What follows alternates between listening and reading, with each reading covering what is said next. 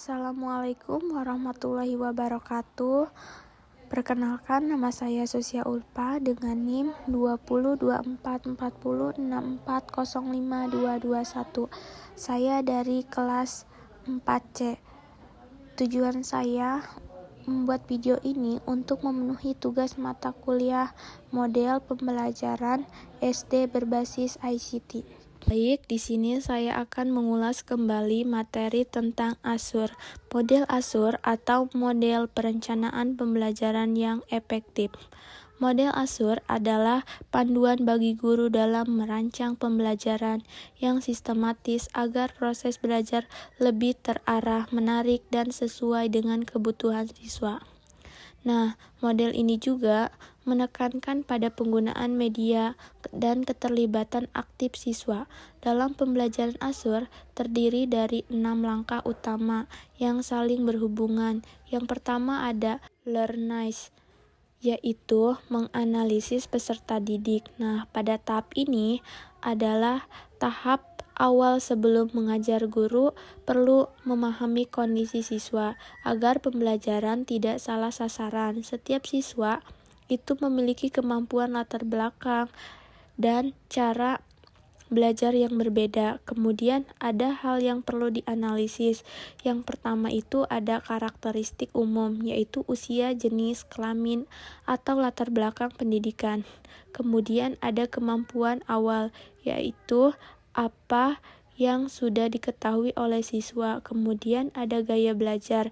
Gaya belajar ini ada gaya belajar visual, auditory, atau juga kinestetik. Kemudian ada kebutuhan khusus. Jika ada tujuan ini agar materi dan metode yang digunakan sesuai dengan kemampuan yang dimiliki oleh siswa.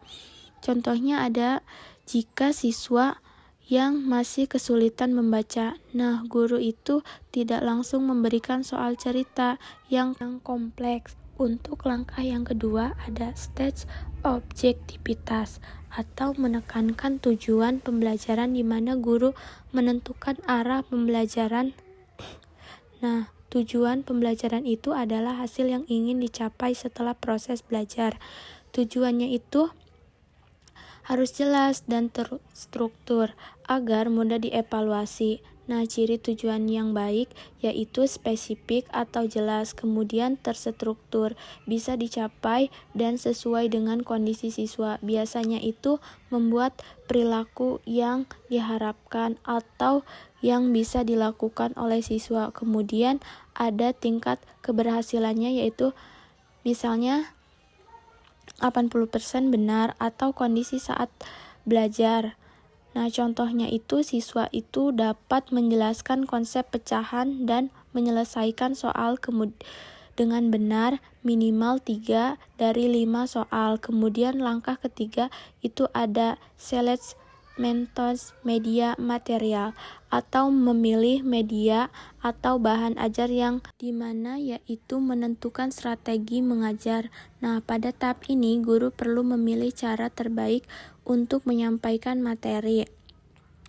Nah, yang perlu dipilih itu ada yang pertama metode pembelajaran bisa berbentuk ceramah, diskusi, demonstrasi, atau dengan permainan kondisi.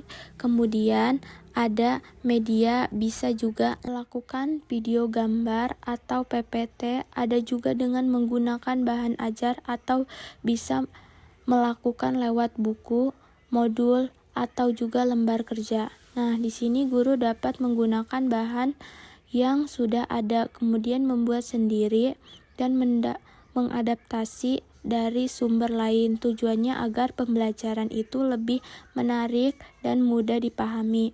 Contohnya yaitu menggunakan gambar atau video untuk menjelaskan materi yang sulit agar siswa itu lebih mudah untuk memahami. Kemudian langkah yang keempat itu ada utilize media and material atau menggunakan media dan bahan ajar, di mana ini guru melaksanakan penggunaan melalui media. Nah, tidak cukup hanya memilih media, guru juga harus tahu cara menggunakannya dengan baik. Kemudian langkah-langkahnya itu ada sebelum digunakan, terus menyiapkan alat dan lingkungan belajar, kemudian menjelaskan cara penggunaan kepada siswa dan menggunakan media itu secara efektif.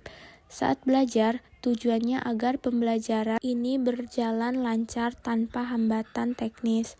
Contohnya, guru itu mencoba terlebih dahulu video pembelajaran agar tidak terjadi error saat di kelas. Kemudian, langkah yang kelima itu ada like, where, learn, participation, atau kemampuan melibatkan siswa secara aktif di mana itu dari proses pembelajaran.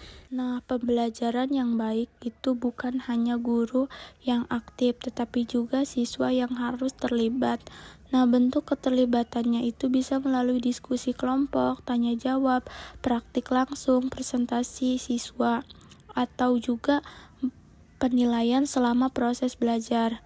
Nah, manfaatnya itu siswa lebih memahami materi, kemudian meningkatkan kepercayaan diri dan melatih berpikir kritis. Contohnya, siswa diminta berdiskusi untuk menyelesaikan soal dan mempresentasikan hasilnya. Selanjutnya, langkah-langkah yang keenam itu ada evaluation dan revisi. Atau evaluasi dan perbaikan ini adalah tahap akhir setelah pembelajaran di mana guru itu perlu mengevaluasi apakah pembelajaran sudah berhasil atau belum. Nah, yang perlu dievaluasi itu bisa hasil belajar siswa, keefektifan, metode, kesesuaian media, atau juga keterlibatan siswa.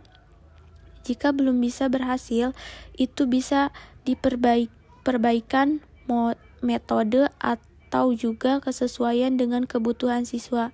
Tujuannya agar pembelajaran ke depannya itu lebih baik. Contoh, jika masih banyak siswa yang belum paham materi, itu bisa menjelaskan ulang dengan cara yang lebih sederhana agar siswa itu lebih mudah untuk memahami. Jadi dapat disimpulkan, model Azur itu membantu guru dalam merancang pembelajaran secara sistematis, menyesuaikan pembelajaran dengan kebutuhan siswa, kemudian menggunakan media secara efektif, meningkatkan keaktifan siswa, dan memperbaiki kualitas pembelajaran secara terus-menerus. Mungkin sekian penjelasan materi dari saya. Saya akhiri. Wassalamualaikum warahmatullahi wabarakatuh.